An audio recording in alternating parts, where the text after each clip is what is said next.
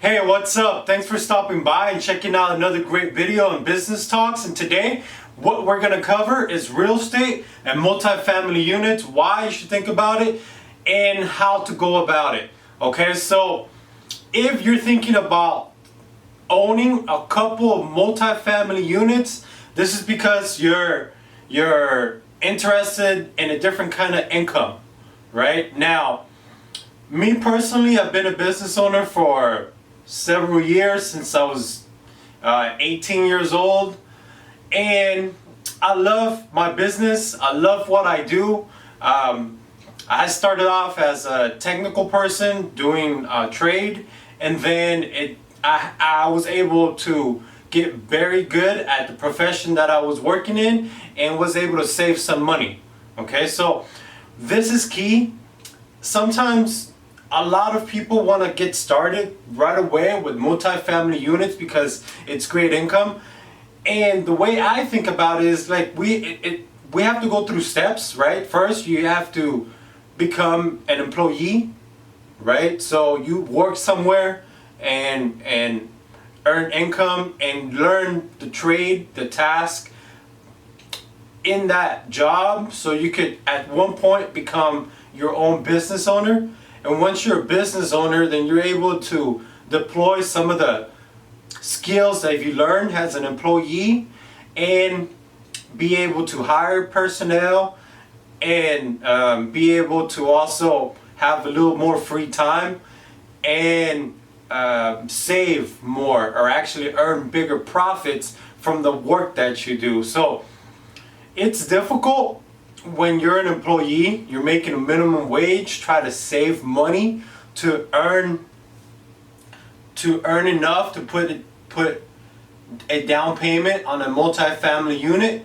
Now, there's different ways to do this, which is possible if you're a minimum wage employee and you want to do this. I'm going to make another video on how to go about that. I think there's a lot of that out there that just kind of motivates you to do it, but in practice it might be a little more work than what I recommend doing. What I recommend first is actually learning a skill, a trade, and opening a business, and then getting really good at that business. Once you're good at that business, then consider some kind of property, right? I look at property as an investment, right? Somewhere to put your money instead of the bank. And this is something I wanted to talk to you guys about, is what the money in the bank is actually doing. And I've thought about this. It's like every dollar that you put, it's either walking or running, right? Because the economy every day, it's running, it's sprinting, right? So every day you don't spend that dollar, it's less that dollar is worth.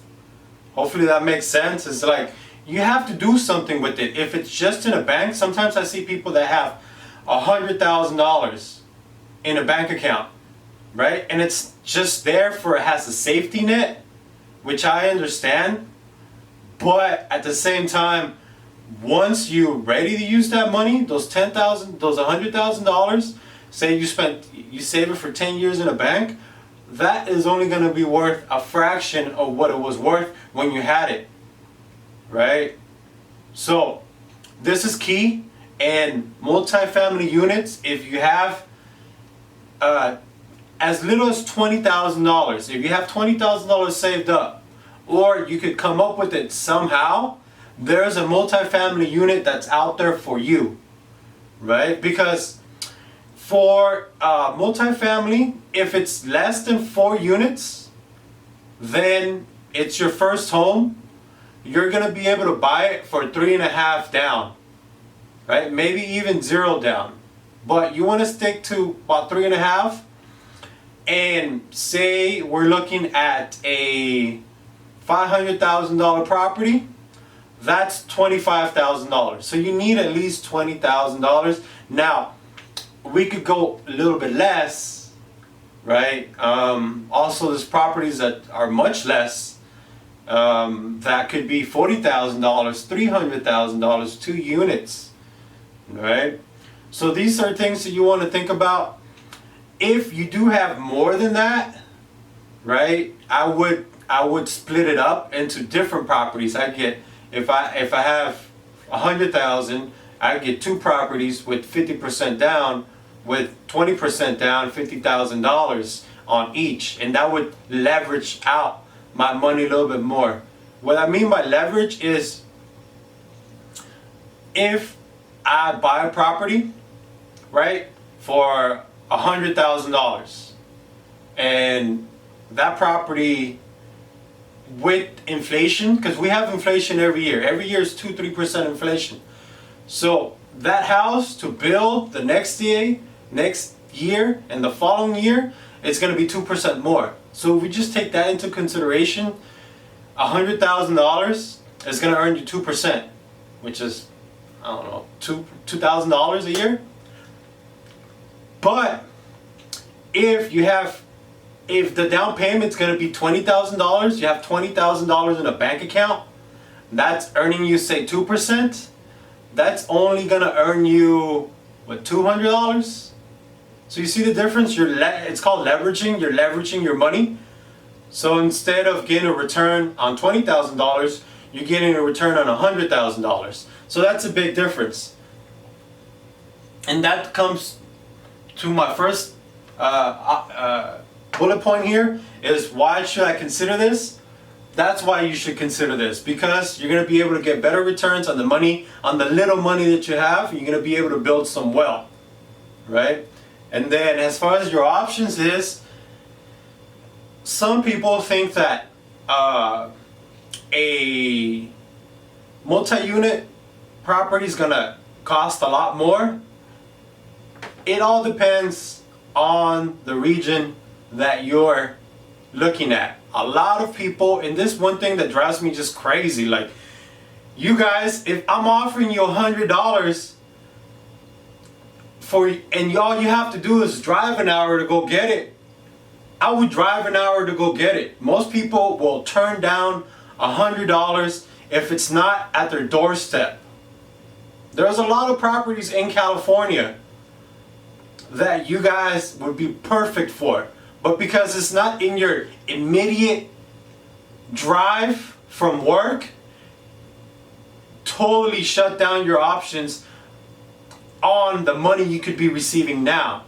Now, if a lot of people move for work. A lot of people, their company tells them, hey, you gotta go here to get get $5 increase on your pay, and people will move. But people will not go to where the property's at, even though they're gonna make $1,000 more. It just drives me crazy how sometimes our mind thinks like that. So be open to different options, and that's what that is. So you can find something here, you can find something a little far away. Maybe it's not, you don't know the community, you don't know the city, but you could always ask me. You could do some research, maybe take a drive down there. This is United States, so there's a lot of nice places out there that's away from what you know. So just keep your mind open and consider these options for you. Then what returns can I expect? So this comes back to the actual inflation of the property, right? The capital gains, which, it's a fancy word of saying I bought it for this much, and then somebody's willing to pay me this much, and I didn't do anything, right? So that's kind of what that means. If I have a $100,000 mortgage on it, the payment's gonna be like $1,000. And if I have 2 units, maybe 3 units, and it's a city, small city, then I might make $1,800 a month. So every month I'm gonna have $500. At minimum wage, how much do you have to work to make $500? You have to work 40 hours. A whole week you have to work to make that money, right? So you're gonna be doing something nice for a nice family, and you're gonna make $500 every month on a basic property, right? And then another question that I always get is well, if it's really far away, how am I gonna do it? Like, what if something happens and I really have a job? I can't quit my job to make $500. How does that even work? So here, there's people out there that they'll manage everything for you. They're called property managers. If you have 4 units, 2 units, 3 units, they'll do it for you. It's not a big deal, right? Instead of making 500, you might make 200, 300, but $300 for just renting is not bad a return, as opposed to making $200 a year in your bank. That doesn't make any sense. And lastly, is it safe? The population of the United States is growing every year, so every year people are going to need places to live. So either you guys provide it or somebody else will provide it and take advantage of it. So if you guys have any questions, let me know. If you like this video, go ahead and like it, subscribe, and this way I can keep making more videos. And you let me know if you have questions about anything. I'll try to make another video about that. Talk to you soon, and thank you for tuning in.